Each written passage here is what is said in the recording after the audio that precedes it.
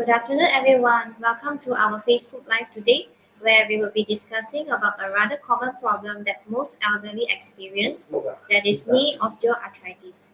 Many of us have experienced knee pains, and today is your opportunity to find out more. Firstly, allow me to introduce myself. My name is Michelle. I'm a physiotherapist at Assunta Hospital, and I'll be the moderator for today's session. Thank you for joining us. We hope that you are safe during these trying and confusing times and that you are protected from the COVID-19 pandemic. It's my pleasure to have Dr. Chee Eng Keong with me today. He is a consultant orthopedic surgeon on board in Assunta Hospital. He obtained his medical doctor MD degree from University Kebangsaan Malaysia UKM in 1998. He then pursued his Masters in Orthopedic Surgery training from University Malaya Medical Center, UMMC. In 2009, he joined the arthroplasty program by the Malaysia Ministry of Health and specialized in management of knee and hip joint disease and total knee and hip joint replacement. He also studied the minimally invasive and computer navigations of total knee replacement and unicompartmental knee replacement, where he did his fellowship at Prince Charles Hospital, Brisbane, Australia, and Samsung Medical Center, Seoul, Korea. Dr. Chee Eng Keong is an orthopedic surgeon since 2007 and has a wide experience in managing general orthopedic work, which includes trauma surgery in adults and pediatric, hand surgery, diabetic foot management, as well as spinal surgery. So here's a little reminder before I hand over the next part of the session to our speaker today. If you have any questions during the talk, feel free to drop your questions into the comment box below. I will bring up the questions during the Q&A section and they will be answered by our speaker later on. And also don't forget to like and share our live video with your friends and family so they can also join us in this live session. Now let us welcome our speaker today, Dr. Chee Eng Keong, on the topic knee osteoarthritis. Please, doctor.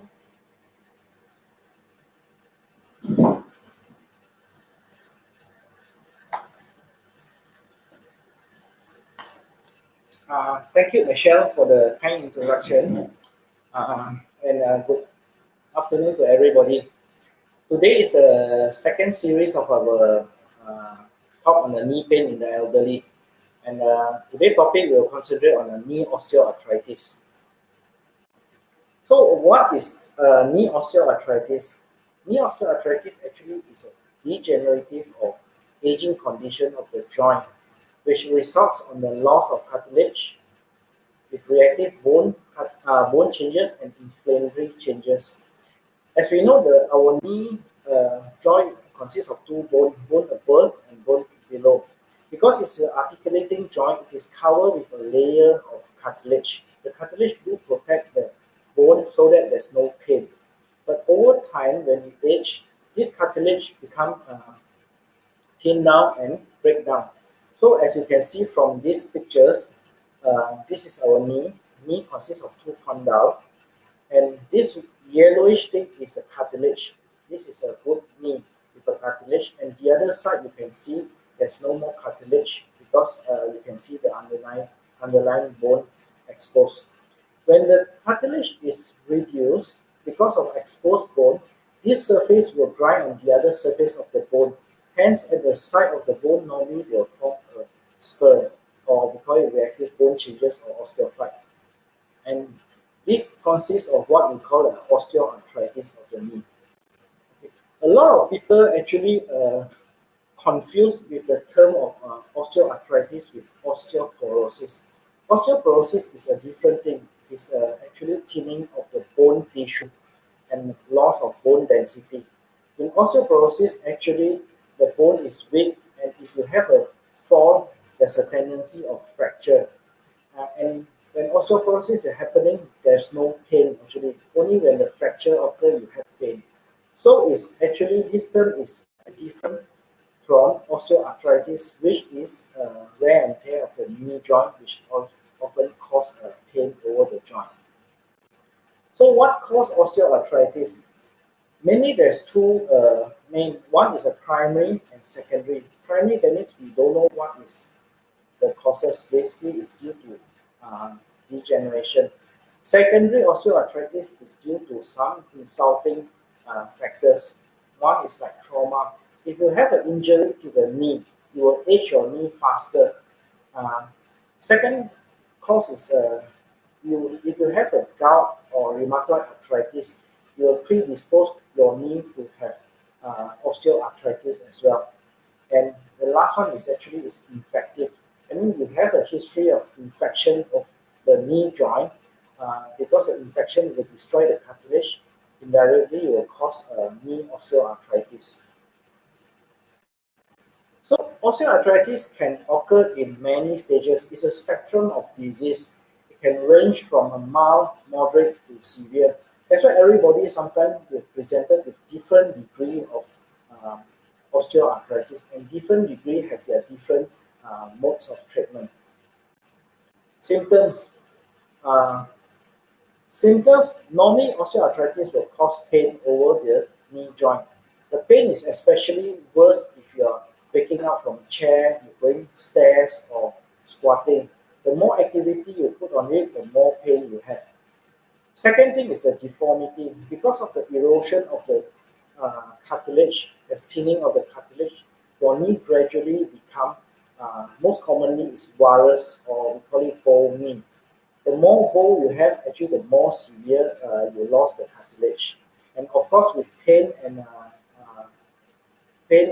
deformity, you slowly lost the ability to function. You lost the ability to walk in the gardens or perform your daily activity. So how we diagnose osteoarthritis? A lot of time when you see doctors, we order an X-ray. Normally it's X-ray of the knee with a standing view. So on the X-ray, normally we are looking for few features. First thing is you can see this X-ray, the bone above and below.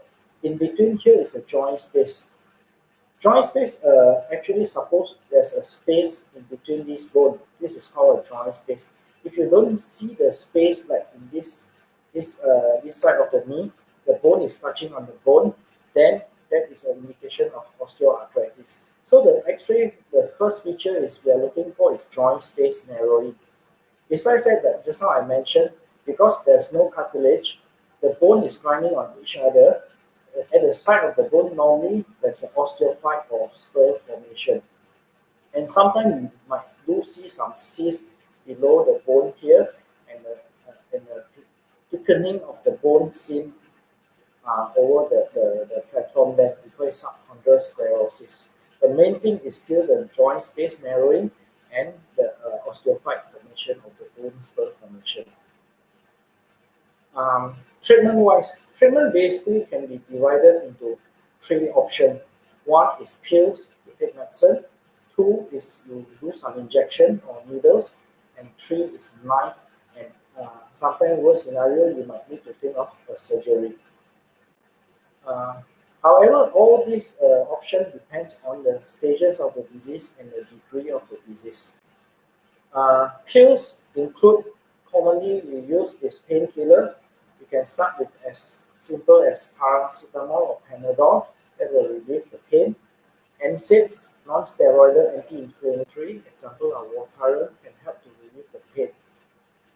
Newer generation of anti-inflammatory like COX-2, which includes Celebrex, Morbid, or Apoxia, and even sometimes we use Tramadol, which is a synthetic opioid to relieve the pain. However, all these medicines do have a long-term side effect. So normally, medicine we don't recommend for long-term uh, management.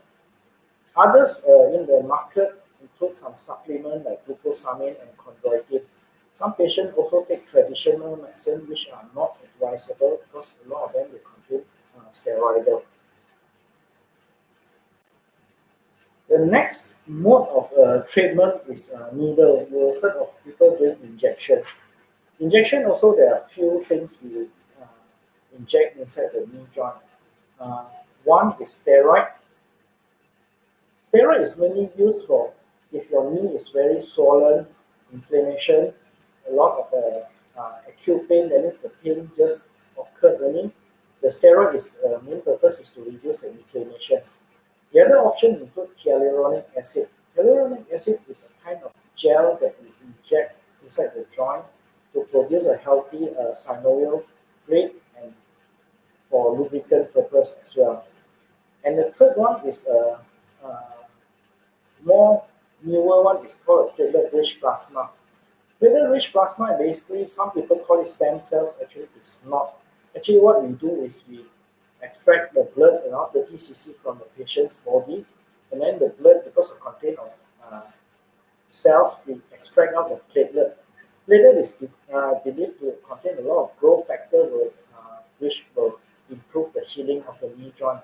So, platelet-rich plasma is another option of injection.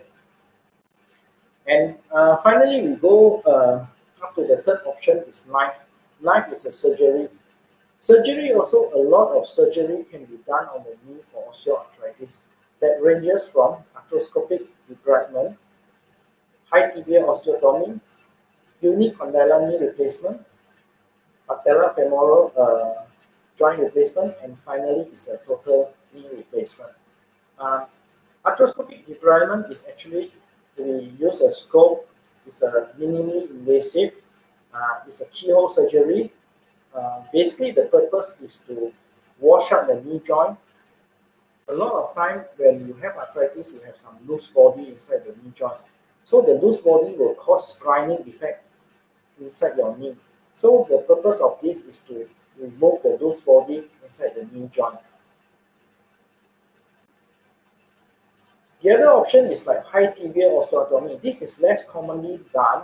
Uh, Usually, it's done on a highly active patient, young patient with osteoarthritis.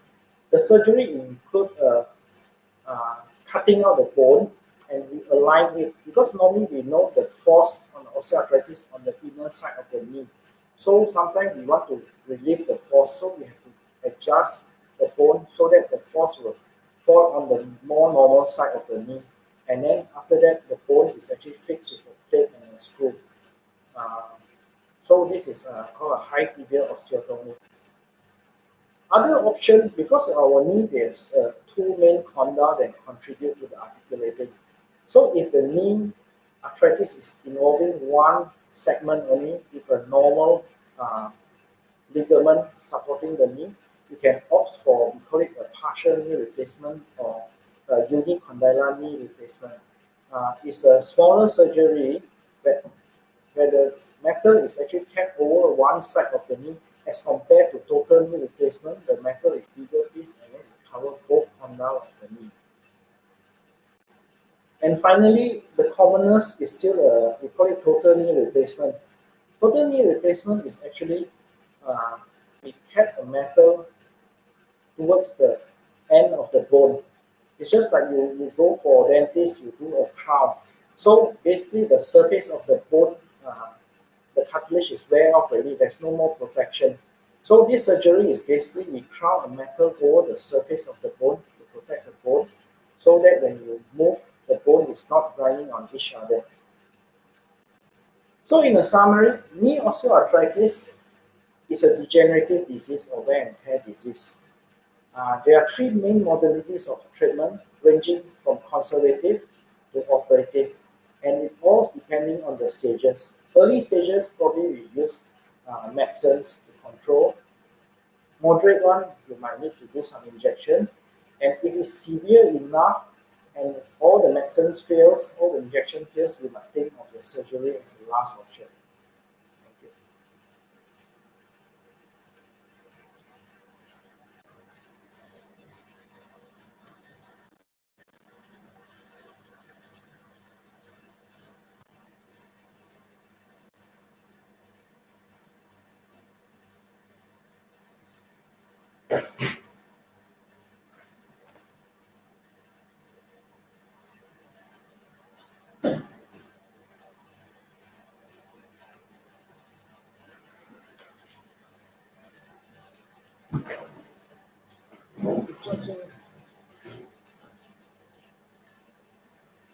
Thank you, Dr. Chee, for the interesting and informative talk on knee osteoarthritis. Now we have a greater understanding on the signs and symptoms as well as the interventions that can be taken and done. Do consult a doctor if you experience any knee pain for further management. Looks like there's quite a number of questions from our viewers. So shall we start the Q&A section, Doctor? Yeah. So the first question is from Miss Andrea. She was asking that which is more effective for her knee, hyaluronic or steroid injection? Okay, these two are injection into the knee, but normally they have their own function. If you have an acute knee pain, a lot of swelling, normally we prefer to use steroid to reduce the inflammation. So if the inflammation is reduced, already your knee is still at the osteoarthritis stage, then we will start to use hyaluronic acid. So it's actually depend on the condition of the knee. Is that at time your knee is actually inflamed or not? If not inflamed knee, then you can do a hyaluronic acid injection. If an inflamed knee, normally if your knee is very swollen, you do the hyaluronic acid, it won't help your knee so much. Doctor. Next question is from Ms. Shamala. She was asking that, Doctor, do you recommend patient to do both knees together at the same time when you do the TKR, the knee replacement? Yeah, normally, commonly we can do a bilateral or both total knee replacement together in a one setting. But that also depends on the age and the medical profile. If you are healthy, you don't have hypertension, diabetes, your cardiac is good, a lot of time you will push for the both knee done together. If your condition is very bad, you have a very uncontrolled hypertension, diabetes, sometimes you will consider doing a single knee first. That also depends on how's your knee. If both knee is equally affected severely, only we will do the both knee. Thank you, Dr. Chee. Next question is from Miss Rachel. She was asking whether the glucosamine helps in relieving her knee pain. Glucosamine is a supplement that we use to help the knee osteoarthritis. They have some pain relieving element in the glucosamine. Uh, but if you want to just control the knee pain using the glucosamine, it's quite costly. You can use like paracetamol. Sometimes it's good enough to relieve your pain. Okay, thank you, Dr. Chee. The next question is from Mr. Katirlesu. She was asking about what about the combination of glucosamine, chondroitin, and collagen to help out in the osteoarthritis? Yeah, in the market actually, besides glucosamine, there are a lot of combinations which include chondroitin and collagen. These are all supplements that do help you on the knee. Uh, they do build up a little bit cartilage. They do give you some pain relief. But a lot of time, uh, you must know that all this medicine works very slowly. So the effect of growing out the cartilage is very slow. And besides that, the cartilage that is grown is the quality is not as good as your original one. So what they don't tell you is every day you eat the medicine, but every day we still use our knee. There's a mobility and movement. So sometimes the wear and tear is still higher than we produce. So this medicine generally doesn't give you very significant positive effect. Thank you, Dr. Chee. So before we go on to the next questions, for all who are with us live today, you may still submit your questions in the comment box below and to keep the questions coming.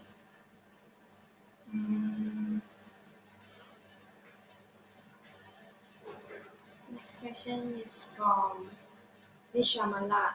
She was asking that any suggestions and advice on exercises at home versus with a professional physiotherapist. Yeah, of course, exercise is actually very important. Actually, the most important muscles for us to strengthen is actually the quadriceps of the muscles in front of the knee joint. Uh, of course, if you know how to do the exercise, you can do it yourself at home. If not, then you can get a professional physiotherapist advice. So a lot of time is I advise them to start with a physiotherapist. They learn how to do it properly.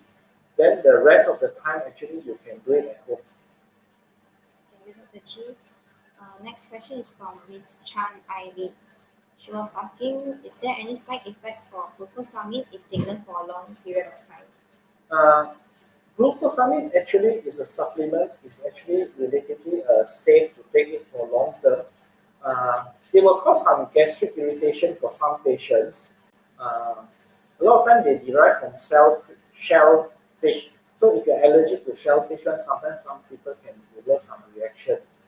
The other thing is if you have a diabetes, sometimes this contains some uh, glucose, so it might fluctuate your sugar a little bit.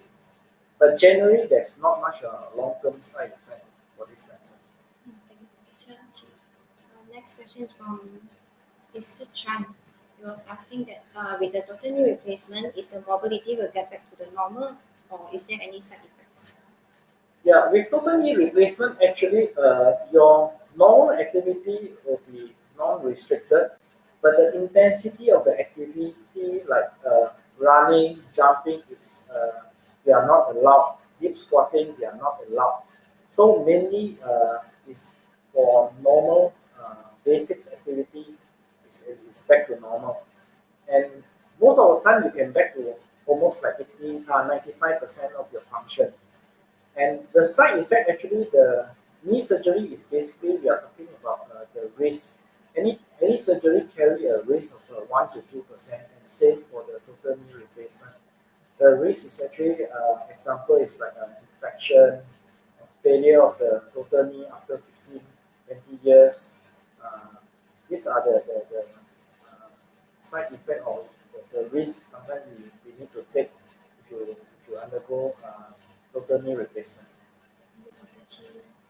Next from Mr. Michael. He was asking, would normal insurance cover the full cost of the full knee replacement? Yes, normally if you buy the insurance, there's no restriction on your knee. If you buy before your knee is having osteoarthritis, normally they do cover. They do cover, but actually be careful is because a lot of time patients insurance cover up to 70 years old. So a lot of time this happen also around 60, 70. So if you have arthritis, you don't wait until almost like your insurance lapse only you go for your surgery. A lot of people if they forget already the insurance they are covering until 70. So they come at 71, then at that time actually it's no more covering. Thank you, Dr. Chee. Next question is from Miss Ellie Sim. She was asking why women is more prone to get osteoarthritis compared to men. Women actually have a 2 times more tendency of having osteoarthritis. There's no strong evidence to say why. Maybe genetically play a small role. And the other thing, I believe the strength of the muscles over the knee play a important role also. But there's no strong evidence to say why women are more prone to. Okay, thank you, Dr. Chee. Uh, Next question is from Miss QYS. Is metabolic syndrome high risk of getting osteoarthritis? Uh, Metabolic syndrome actually is a broad group of disease. Actually, I don't know which one you are referring to, but as generally, if metabolic syndrome, if you need to be on long-term steroids sometime, those medicine might predispose you to damage of the joint. Thank you, Dr. Chi. Next question is from Miss Judy Wong. She was asking, instead of taking health supplements such as glucosamine, can you recommend any natural food intake, doctor? Uh, Food actually don't really helps on improving the osteoarthritis. But some food they believe might do a little bit good. Examples are like broccoli, uh, garlic. These are the food that. But if you want to take the food, actually is in a high dose. Actually, it's not easy to achieve the very uh, good mount to give you a good protection of the knee. Thank you, Dr. Chee. Next question is from Miss Chan Aili. She was asking why is there any cracking sound when you move. Okay, cracking sound. Knee is actually is a moving part. It's like a machine is moving part. So sometimes we have some swelling around the knee joint. It can be the surrounding muscles, surrounding tendon. When you have that, actually, when you move, it is flipping over. When you flip over, they produce some sound. The sound can be arise from the kneecap also. We call it the patella bone. If your muscles is not strong, the patella is actually not stable, and then it is moving uh, more grossly around the knee joint. It can produce some sound also. Okay, thank you, Dr. Chee. Next question from Mr. Michael. How long would knee replacement surgery last, doctor?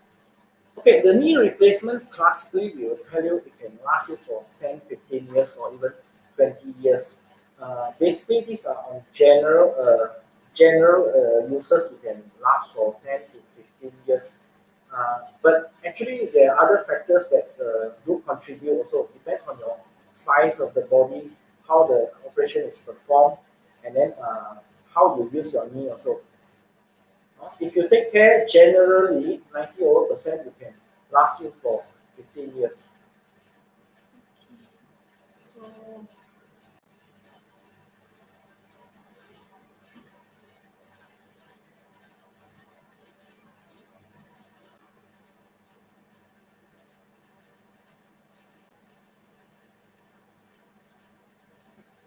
so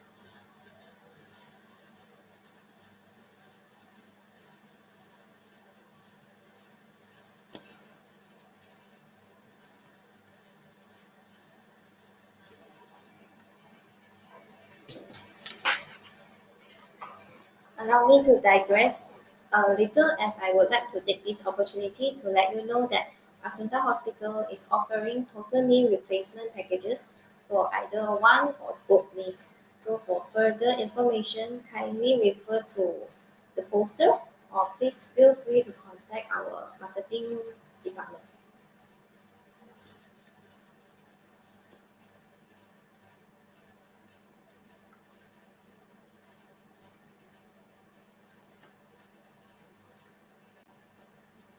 So well, we have reached the end of our live talk today.